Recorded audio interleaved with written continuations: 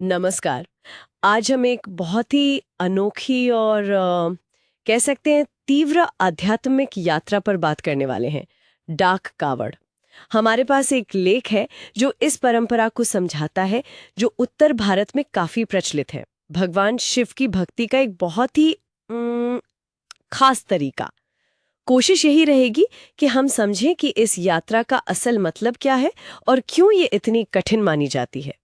तो अक्सर हम कावड़ यात्रा तो सुनते हैं, लेकिन ये डाक कावड़, इसमें डाक का क्या मतलब है? क्या अलग है इसमें? हाँ, ये डाक शब्द ही इसकी कुंजी है, समझिए।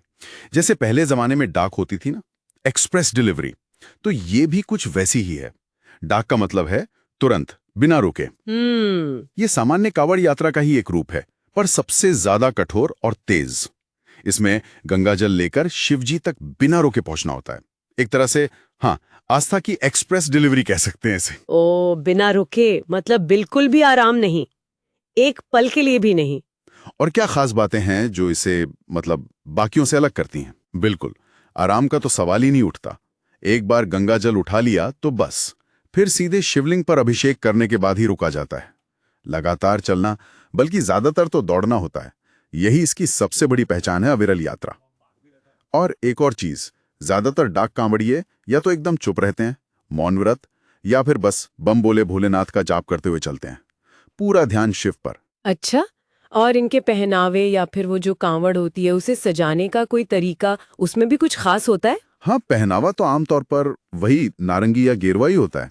त्याग और भक्ति का रंग है ना। और कांवड़, जिस पर जल के पात्र रखे होते हैं, उसे भी खूब सजाते हैं, घंटियां, फूल, झंडे वगैरह। लेकिन शायद सबसे दिलचस्प बात है वो सहायता दल वाली जो आपने पूछी थी। हाँ, सहायता दल।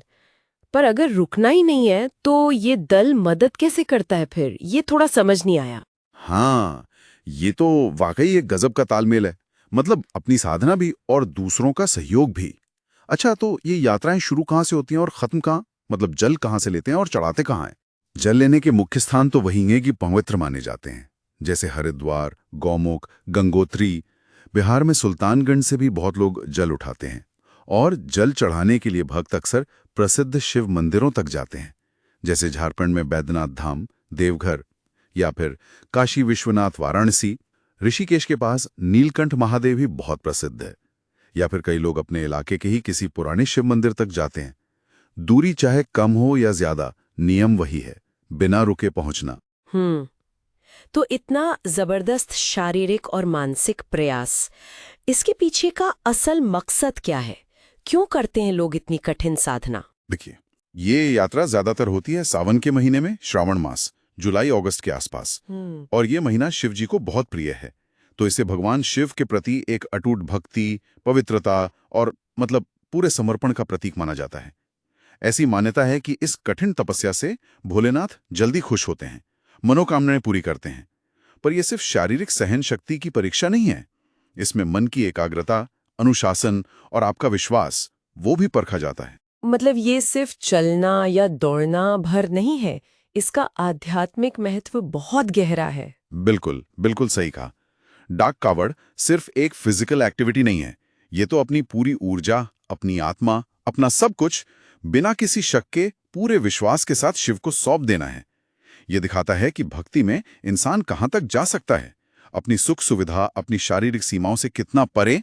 भक्ति की एक चरम अवस्था है ये। तो अगर हम इसे समेटे तो कह सकते हैं कि डाक कावड़ सिर्फ एक तीर्थ यात्रा नहीं है, ये भक्ति, हिम्मत, अनुशासन, इन सब का एक असाधारण मिश्रण है, आस्था का एक जीता जागता गतिशील रूप।